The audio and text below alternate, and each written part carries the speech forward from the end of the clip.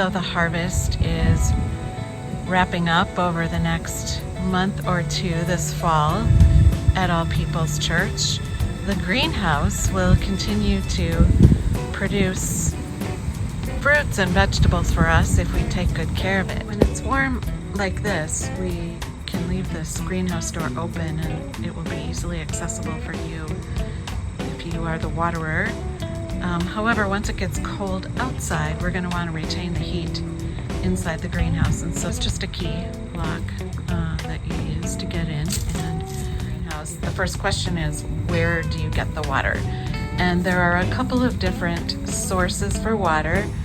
These big tanks are called water hogs, and the rain is harvested off of the roof of the greenhouse and feeds into these big water hogs, and there's a hose connected up to those, so you can use this hose to water the plants, and you simply pull it off of that hook right there, and the only valve that you need to worry about is this little green one right here, and so you just flip it and the water starts coming out. So it's pretty easy to water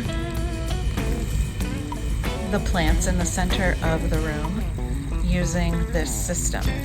Now, of course, if there isn't a lot of rain, we haven't captured a lot of rainwater, and you might notice that there is no water coming out of the sprinkler head on this hose. And if that's the case, then you'll have to use Plan B, which I'll show you in a minute.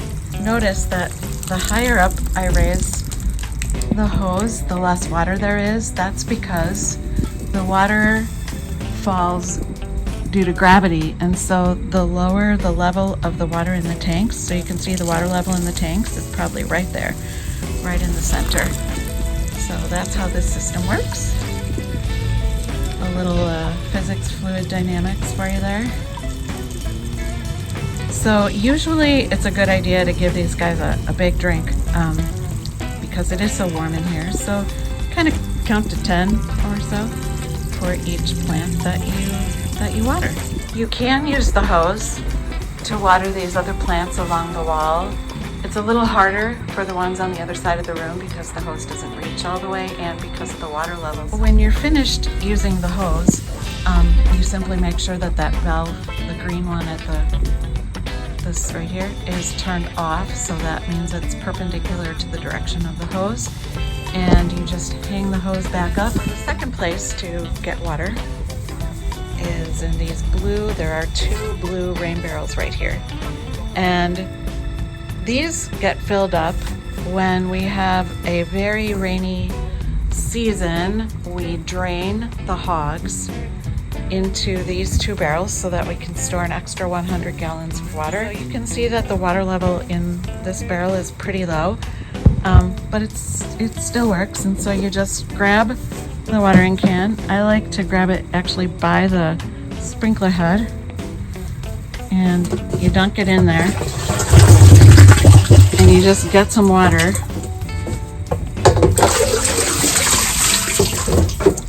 Pull it up. Usually two-handed is a good idea. And then you can water the plants using this water. And again, it's the same idea. Count to 10 for each plant so that you give it a nice healthy drink. There are pots and soil underneath the top row, and you can see that there is water now dripping from the top row because I just watered those, and it's dripping into the secondary pots below.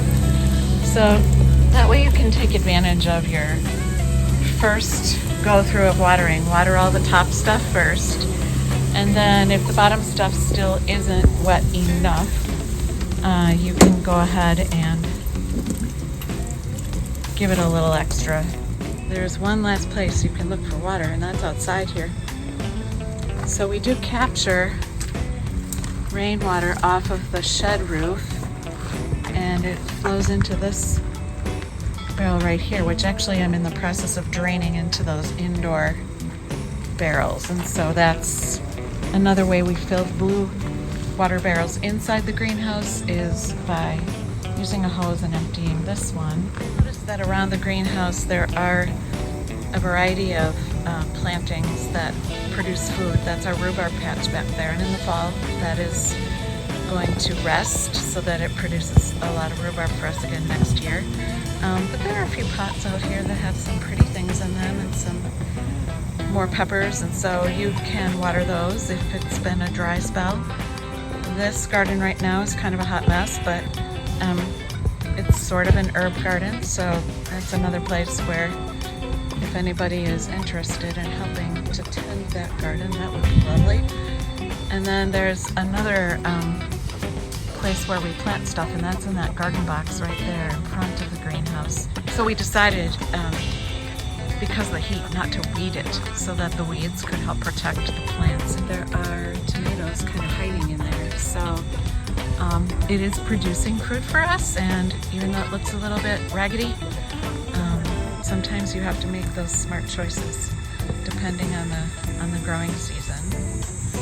So there you have it, a tour of the All Peoples Greenhouse and a little bit of a tutorial on what it takes to water.